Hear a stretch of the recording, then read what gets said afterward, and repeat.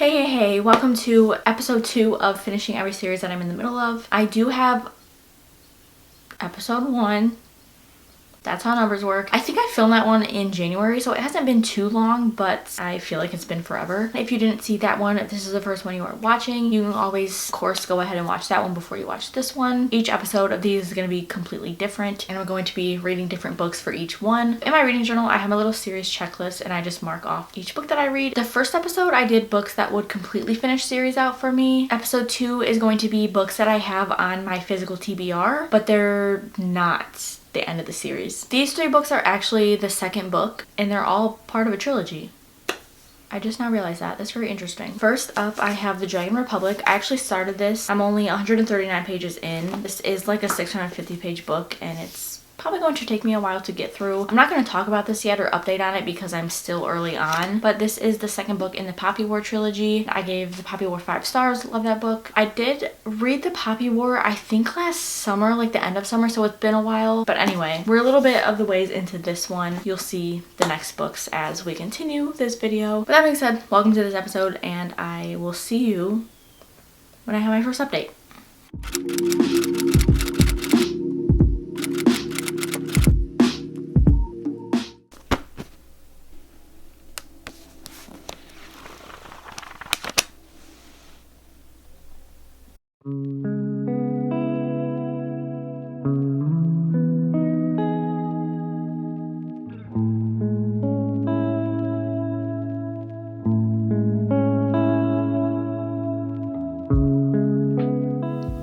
So I accidentally finished this book. Well, not accidentally, I finished this book on purpose, but I didn't update at all when I was reading this, and I'm so sorry. But to be honest, reading the second book in series that aren't like independent standalones is difficult to update on because obviously I don't want to spoil anything. But I did finish this. I gave it a 4.5 stars.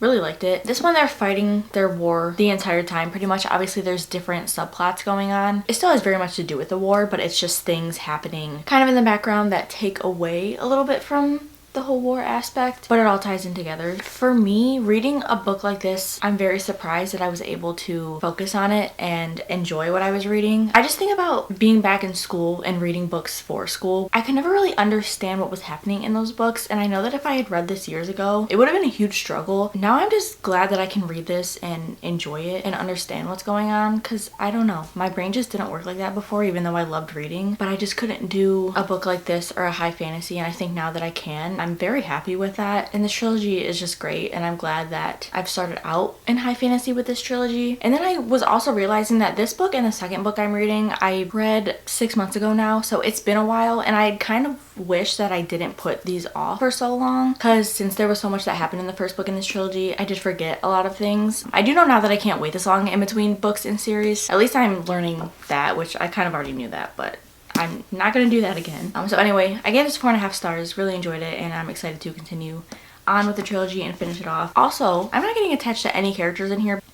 I'm not doing it. I'm not getting sad. With that trilogy, someone that you really enjoy could just see ya. And I'm not even, Moving on, we're going into our second book, which is Good Girl, Bad Blood by Holly Jackson. This is the second book in the A Good Girl's Guide to Murder trilogy. I read that one in my 24-hour reading vlog back 6 months ago. But this one is a YA mystery, so I could remember quite a bit from the first book. This one is set up in a podcast type of way. In the beginning of this one, we got the whole backstory from the first book, like it was being said in a podcast, so that was really interesting, and I really liked the way that we were able to get a recap of the first book in a way that fits the layout of this book so well. Basically, the first one, if you don't know, we have a main character, Pip. 2 people that went to Pip's high school years ago that had passed away. Nobody knew what had happened to them. Obviously, it was like a murder case, but it had never been solved. That was Andy and Sal. They were dating. They were questioning if like Sal killed Andy or what had happened. So we're going through that whole mystery, and Pip is in high school, and she's literally just becoming a detective and working on that case because nobody else is doing it. And she's really good at it, and I really enjoyed it a lot. I think it was really interesting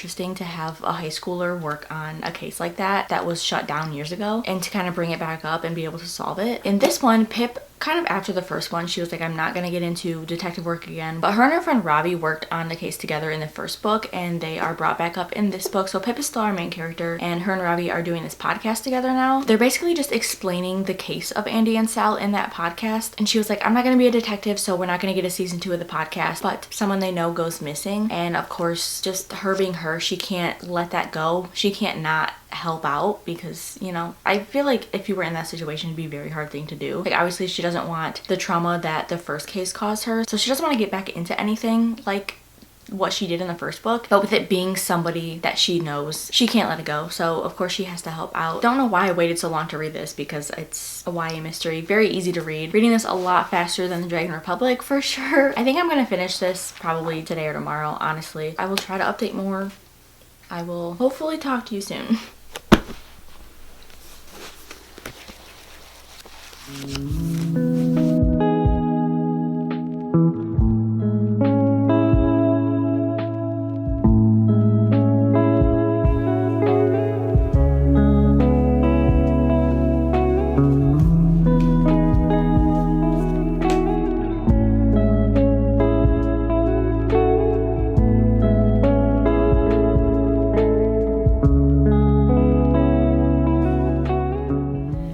Creeping up on the halfway point. I missed reading mysteries. Mysteries are super fun. I'm someone who doesn't really try to figure out the mystery, which I feel like is not common. I think a lot of people who read mysteries try to figure out who committed the crime as they're reading, but I actually don't do that. Even if I did, I know that I wouldn't figure it out anyway, so I guess there's not really a point in me doing it. I was gonna say this is fun, but obviously that sounds bad to say because it's crime, but it's a very entertaining read and I'm loving it so far. I think I kind of like this one a little more than the first one. I don't know, I was just into it right off the bat. I don't really remember too many of my feelings about the first one, but I think I like this one a little better so far. And also, we're dealing with a missing person in this book, but I think that it could be something more. I think the crime could be something more than just a missing person. We'll see what happens. I know that I'm not going to figure out who did what or why. These definitely are very fast reads, so if you're looking for something just super quick and entertaining, this is perfect. I hope this blows my mind.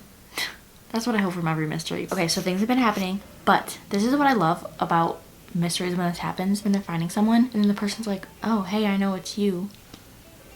That's what just happened. Like, how do they know? I mean, like, the person, okay, this is probably really confusing because I can't say anything, but they have a suspicion about somebody, and that somebody knows that they're suspicious about them, but they shouldn't know it's them. See, this is when it gets good, and this is when I start just flipping the pages.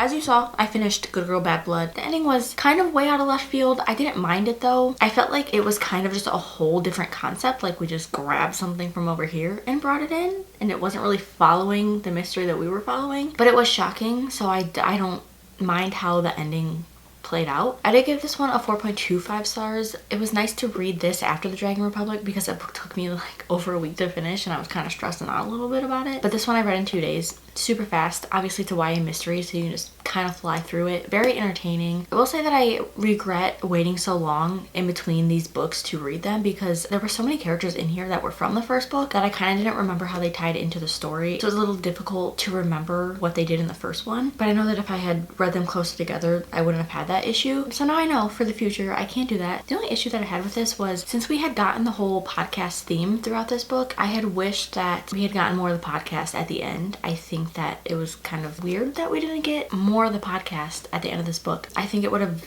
tied everything together really well. I didn't care for like the epilogue type ending. Obviously the ending of the mystery and when it got solved was good, but what happened after the whole case was closed wasn't really my cup of tea. I just wish we had gotten more podcast. So that was kind of my only issue with this. 4.25 stars, really good. Now I am on the Heart of Betrayal by Mary E. Pearson. This is book 2 in the Remnant Chronicles trilogy. First book was The Kiss of Deception, but I read that a while ago. There's things happening in this one that I have to remember as I'm reading it, which sucks, but that's my own fault. So this one, we're following a princess, and she is a princess of this kingdom called Morgan. She doesn't want to be married to this guy. She wanted him to show up to her kingdom to see if he was a good fit for her, but he never showed up. So she was like, I'm not doing this. I'm not marrying him without knowing him. She and her best friend run away. They end up in this little town, and she kind of works as like a tavern maid. And I really enjoyed that aspect in the first one. I think the connections that she made with other characters as she was in this little town was very sweet. Throughout that whole book, those issues happen. There is an assassin that was hired to kill her, and then there is the prince that she was supposed to marry that is looking for her. These books have multiple point of views, so you're getting the point of views of Leah, and then Rafe and Caden, who are the assassin and the prince, which in the first one, I was maybe like 2/3 of the way through, and I had been messing up Caden and Rafe the whole entire time. Like, I'm still confused, but I don't want to reread the first one, and I don't know why that happened to me. I don't know why I mixed them two up, but I went the whole entire book thinking Rafe was Caden and Caden was Rafe. So I thought the prince was the assassin and the assassin was the prince. And then one of the chapters happened, and I was like, he's not the other one? It was very mind-boggling to me, and I still don't know how that happened. I can't get over that still. I don't know how I did it, so that sucked. There is a hint of magic in this one. Obviously, it's a fantasy, but we haven't gotten too much of it still, and that's what I'm waiting for. This one, we are actually in a different place. Things happened in the first one. Now we are somewhere else, and our main character is kind of being held hostage a little bit. We still have all three of Leah, Rafe, and Caden together in this one. I don't know, guys, this one's kind of boring me so far. I am 160 pages into this. I think it's like 420 something. Not a lot is happening, and I'm just waiting for that progression. A couple chapters ago, we did get something a little mind-blowing, which I appreciated because I needed that. I still need more from it, and the magic hasn't really popped up yet either, so I'm waiting for that too. So hopefully that happens soon, but as of right now, this one's okay. I'm not completely loving it. I don't hate it. I kind of want to binge this today or see how far I get. We'll see if I finish this, but I did wake up super late today. It's already noon. And I haven't really done anything yet, but we'll see. I have some work to do, so I don't know. But anyway, those are my updates.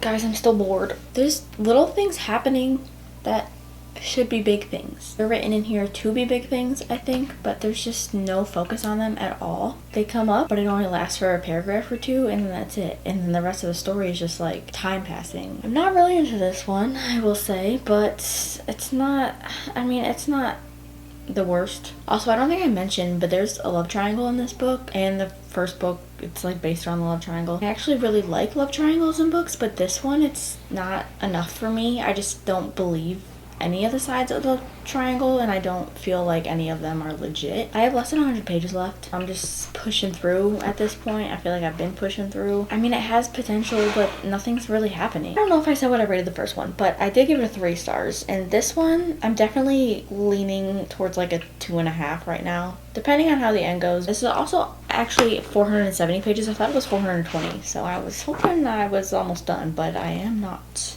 But I am on page 378, so we're almost there. I'm just gonna push through this last little bit, and I'll come back with an update, and hopefully I'll be liking it a little better. Hopefully something will happen.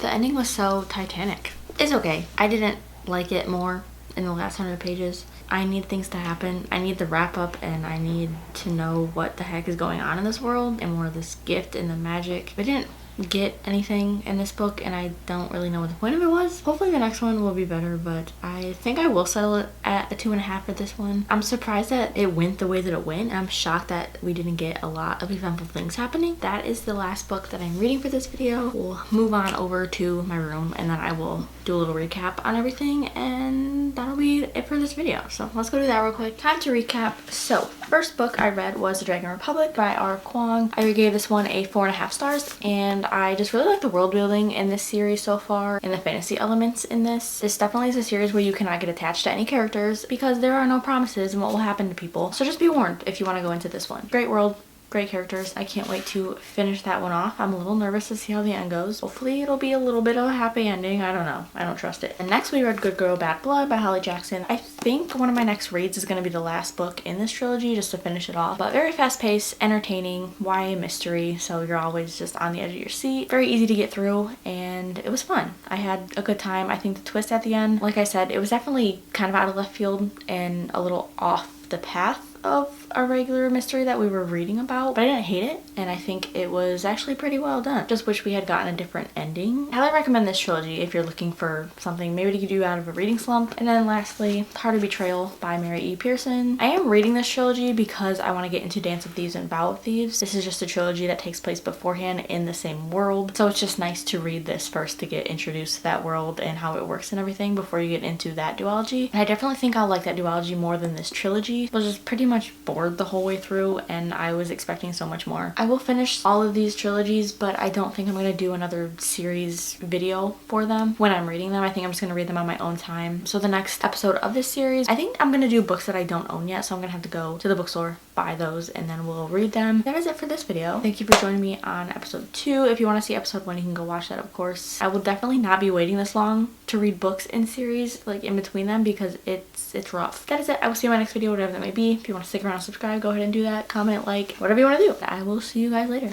Bye.